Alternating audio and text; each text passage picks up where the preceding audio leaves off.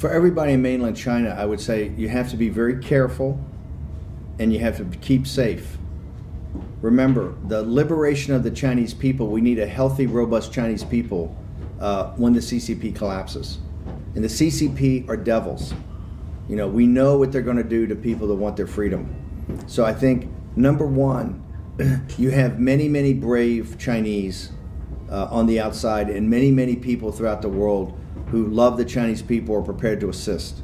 And we have the freedom out here to do that. Although many of the brave Chinese people overseas are under pressure because of their families in mainland China. I think the number one thing that people in mainland China can do is join the whistleblower movement, is get information out through the firewall to the new federal state of China and whistleblowers, like what Miles Guo has set up in the whistleblowers movement, Rule of Law Society, Rule of Law Foundation, and others, as you've now seen, have been introduced to people in the new federal state of China. Get information out.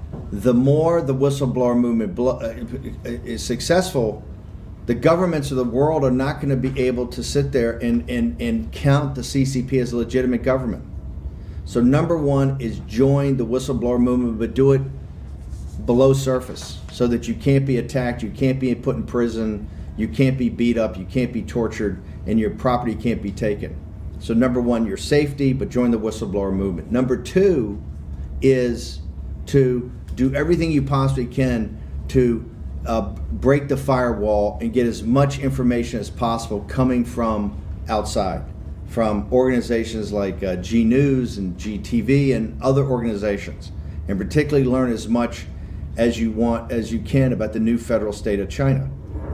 If you do that, that is the basis of making a dictatorship collapse. And people understand the enormous pressure, the enormous risks, the enormous agony that you're under. So we appreciate that. But I think join the whistleblower movement. And number two, get as much information as you possibly can about what the new federal state of China is and how it's growing and how you can help it grow subterranean.